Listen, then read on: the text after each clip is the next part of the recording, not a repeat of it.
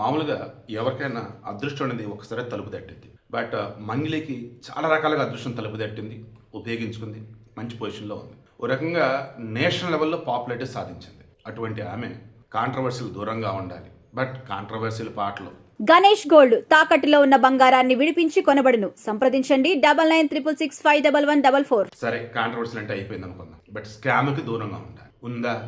అసలు రమావత్ మధు అనబడే వ్యక్తికి సంబంధించి సుబ్బారావు అనబడే ఒక లాయర్ వెళ్ళి కేసు అన్నప్పుడు అసలు మంగ్లీ వెళ్ళి సెటిల్మెంట్ అసలు ఎందుకు అడిగింది? అదే రోజు సుబ్బారావుతో కలగలిపి రమావత్ మధు అనే వ్యక్తి మీద కేసు పెడితే అసలు అయిపోయేది కదా. అదేమంటే నా తమ్ముడు ఎంత అమాయకం ఉన్నాడు, ఎంత మంచోడు, వీడెట్ట చీట్ చేస్తాడు అంటూ వాళ్ళ తమ్ముడు చూపించారు, శివ చౌహాన్. ఇప్పుడు ఏకంగా ఈ రమావత్ మధు అనబడే వ్యక్తి నుంచి ఈ శివ చౌహాన్కి, మంగ్లీ తమ్ముడికి ఏకంగా డబ్బులు పంపారు. ఎంత ఏంటనేది డీటెయిల్గా రాలేదు, కానీ డబ్బులు పంపారు.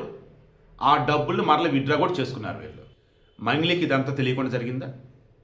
మంగ్లీని ఇక్కడ వాళ్ళ తమ్ముడు కూడా మోసం చేశాడా? రమావత్ మధు నన్ను మోసం చేశాడు అని మంగ్లీ అంటుంది. ఏ రకంగా? నా పేరు వాడుకున్నాడు, నన్ను ముందు పెట్టి వాడు స్కామ్ చేశాడని. తర్వాత చెప్తుంది, ముందు చెప్పలేదు మాట. క్లియర్గా లాయర్ సుబ్బారావు ఏమన్నాడు?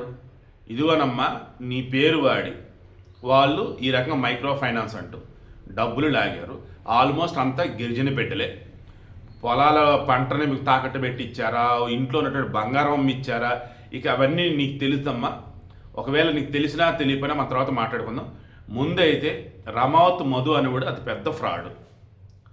అతను ఏకంగా జనాన్ని ఎలా నమ్మించాడంటే, నాలాగా మీరు కూడా ధనవంతులు అవ్వచ్చు అంటూ నమ్మించి, అదేమంటే నేను మీ బంజారా బిడ్డనే కదని చెప్పేసి క్యాస్ట్ను వాడి, అదేమంటే నాకు మంగ్లీ తెలుసు, అంతా మేమంతా ఒకటే అని చెప్పేశాడు, నీ పేరు ఇంత ఇదిగా వాడాడే, నీకు తెలియకుండా వాడాడా అంటే, ఇక పూజారి నాగేశ్వరరావు ఎవరో పంజగుట్లుండి ఒక లాయర్ ఇంట్లో వచ్చే సెటిల్మెంట్ అన్నప్పుడు ఇక గొడవ అవటం, నాన్న ఇది అవ్వటం, పాపం వేణు ఊడుగులు కూడా పాపం మధ్యలో ఇరుక్కోవటం, ఇక ఆ తర్వాత ఆయన ఇన్వాల్వ్మెంట్ ఏమీ లేదని చెప్పి తెలియటంతో అంత కూడా ఇక ఆయన పేరుని ఊరు వాడతలా.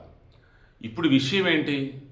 సైబరాబాద్ పోలీసులు మొత్తం క్రాస్ చెక్ చేసి అసలు ఏం జరిగిందంటే అని చెప్పేసి అడుగుతూ ఉంటే, చెక్ చేస్తూ పోతూ ఉంటే, రమావత్ మధుకు సంబంధించి అతను బ్యాంక్ అకౌంట్లో చెక్ చేస్తే సరిపోయింది కదా అనుకున్నప్పుడు చెక్ చేస్తే ఏకంగా మంగ్లీ తమ్ముడికి డబ్బులు పంపాడు.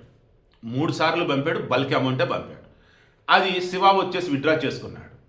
విత్డ్రా చేసే డబ్బుని ఏం చేశాడు? మంగ్లీకి ఇచ్చాడా, లేక ఆ డబ్బుతో విలాసాలకి పోయాడా? అసలు ఇంత పెద్ద మొత్తంలో డబ్బు సేకరించడమే పాపం. ఆ సేకరించిన దాన్ని జల్సాలకు వాడి అవతలను మోసం చేసి మహాపాపం చేశారు. ఇవన్నీ కూడా బయటకు వస్తున్న మూమెంట్లో మంగ్లీ వచ్చి నన్ను లాగొద్దు, నా కుటుంబాన్ని లాగొద్దు, మీడియా వాళ్ళు నా పరువు తీయొద్దు, మీడియా వాళ్ళు లేనిపోనివి రాయొద్దు అనే బదులు అసలు ఇందులో ఆమె ఇన్వాల్వ్మెంట్ ఏంటి? మరి మధు అనేబడి వ్యక్తి ఎలా తెలుసు? వాళ్ళ తమ్ముడు శివాకి మధుకున్న పరిచయం ఏంటి? అది కదా చెప్పాల్సింది. అవి చెప్పలే ఆమె ఏ రోజు.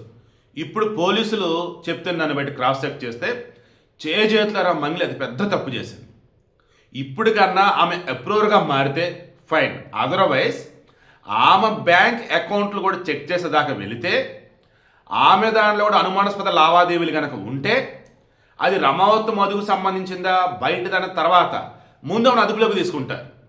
ఇంత భారీ మొత్తంలో ట్రాన్సాక్షన్ నీ దగ్గర జరిగి ఉన్నాయి, దానికి ఇన్కమ్ ట్యాక్స్ లెక్కలు చూపేమని అడుగుతారు.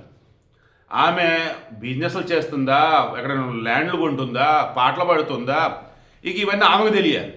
మనకు తెలిసినంత వరకు ఆమె పాటలు పాడుతుంది, డబ్బులు వస్తున్నాయి. నిన్న మంగ్లీ కూడా అదే అంది కదా, నేను పేదింటి బిడ్డని, బంజారా బిడ్డని, కష్టపడి ఎదిగాను, నాకు పాట తప్ప ఇంకేం తెలియదు అని చెప్పేసి అంటుంది. పాట తప్ప ఏం తెలియదా? వైసీపీ హయాంలో ఎస్యూబీసీ శ్రీ వెంకటేశ్వర భక్తి ఛానల్కి ఆమె సలహాదారు. ఏ సలహాలు ఇచ్చింది? అండ్ ఆ రోజు వైసీపీ దగ్గర నుంచి డబ్బు తీసుకుందా లేదా? అండ్ ఆమె భారీగా ప్రచారం చేసింది లేదా? ఫ్యాను ఫ్యాను ఫ్యాన్ అంటే ప్రచారం చేసింది లేదా? ఇలా రాజకీయాలకు సంబంధించి బాగానే సంపాదించింది, సినిమా పాటలకు సంబంధించి సంపాదించింది, యూట్యూబ్ ఛానల్ మీద సంపాదించింది.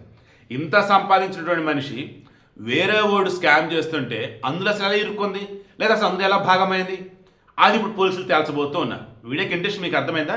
ఇప్పటికైనా కానీ మంగ్లీ అసలు మధు అనబడే వ్యక్తి వాడు ఒకరోజు భోజనానికి పిలిస్తే నా టీంతో వెళ్ళి నేను భోజనం చేశాను, అదే నా పాపమైంది, అదే నాకు శాపమైంది, దాన్ని అడ్డు పెట్టుకుని ఫోటోలు తీసి అవి తీసి ఇవి చేసేసి మొత్తం ఇక నన్ను నా పేరుని వాడేసి నన్ను బాధితురాలను చేసి పడేశాడు. అవతల డబ్బు కోల్పోయారు, నేను పేరు కోల్పోయానని చెప్పేసి అంటుంది. ఇప్పటికైనా అసలు ఈ శివ అనబడే వాళ్ళ తమ్ముడికి మధుకి ఎలా పరిచయం? ఇప్పుడు Shiva bank account, Madhu bank account, Hemakanth Reddy ఎవరో వ్యక్తి అతని బ్యాంక్ అకౌంట్లు ఇవన్నీ కూడా ఆల్మోస్ట్ ఫ్రీజ్ చేసినట్టే. వాటి లావాదేవీలు మొత్తం బయటికి లాగుతున్నారు. ఏమాత్రం మంగ్లీకి కూడా లింక్ ఉంది అంటే, ఈ మధు అనేవాడు ఏమన్నాడు, మంగ్లీకి కూడా సంబంధం ఉంది అంటున్నాడు. అసలు వాడికి నాకు సంబంధం లేదు మంగ్లీ అంటుంది. ఈరోజు మధుని పోలీస్ కస్టడీకి తీసుకుంటా ఉన్నారు. పోలీస్ కస్టడీలో వాడు ఇంకేదైనా విషయాలు చెప్పినా, కొత్తగా మంగ్లీకి సంబంధించి స్కామ్ చేసిందన్నట్టుగా ఏదైనా చిన్న లీడ్ దొరికినా పోలీసులు ఏమైనా అరెస్ట్ చేస్తారా, అదుపులు తీసుకుంటారా అన్నది వాళ్ళ మీద బేస్ అయి ఉంటుంది. బట్ ఐఎమ్ షూర్ మంగ్లీ చేతులరా తన లైఫ్ని స్పాయిల్ చేసుకుంటుంది. సినిమాల అవకాశాలు లేదన్నా బయట జనంలో వచ్చేసి ఇమేజ్ డ్యామేజ్ అవటమో ఇక అంతా కూడా రాను రోజుల్లో తేలింది. ఇప్పటికైనా సరే కష్టపడి ఎదిగిన మంగ్లీ, మీడియాలో వచ్చేసి ఆ తీన్మర వార్తల ద్వారా ఫేమస్ అయిన మంగ్లీ, ఆ తర్వాత తన గొంతుతో చక్కగా మాస్ ఇమేజ్ తెచ్చుకున్నాడు మంగ్లీ, ఇప్పటికైనా అసలు ఈ మధు అనేవాడితో పరిచయం ఎలా, ఆ బంజారా బిడ్డలు ఎవరైతే డబ్బులు పెట్టారో దానికి సంబంధించి మీకు తెలిసిన నిజాలేంటి, ఇవన్నీ పోలీసుల ముందు కనుక చెప్తే ఖచ్చితంగా ఆమె బయటపడవచ్చు. లేదు లేదు లేదు లేదు నా తప్పేం లేదు అని అంటూ ఉంటే ఆ మధు అనేవాడు ఈమె నిరికిస్తున్నాడు, లేదన్నప్పుడు ఆమె కూడా ఇన్వాల్వ్మెంట్ ఉంది కాబట్టి మీరు చెక్ చేయని పోలీసులు లీడ్ ఇస్తున్నాడు. కానీ మొత్తానికి ఆమెకి లేనిపోయిన కొత్త తలనొప్పులు అయితే ఖాయమని నాకైతే అనిపిస్తా ఆమె. ఇక అశు రెడ్డికి సంబంధించి ఆమెకు సంబంధించి ఏంటంటే హైకోర్టుకు వెళ్ళి మొత్తం చెప్పిన దానిలో ఈమె బాధితురాలు అన్నట్టు అక్కడ కనిపిస్తుంది. దాంతో హైకోర్టు ఏం చేసిందంటే ఎవరైతే ఈమె మీద తప్పుడు వార్తలు ఇచ్చారో, లేదు ఉన్న వార్త ఇచ్చినా దానివల్ల ఇమేజ్ డ్యామేజ్ అవుతుంది కాబట్టి ఈమెది ఆ వీడియోలో ఆ వార్తలు తీసేయమని చెప్పారు. తర్వాత కూడా అటువంటి ఇమేజ్ డ్యామేజ్ పోస్టులు పెట్టొద్దని చెప్పారు. సో మీలో 2 యూట్యూబర్లు ఉంటే అశు రెడ్డి మీద పెట్టిన వీడియోలు దయచేసి తీసేయడం ఉత్తమం.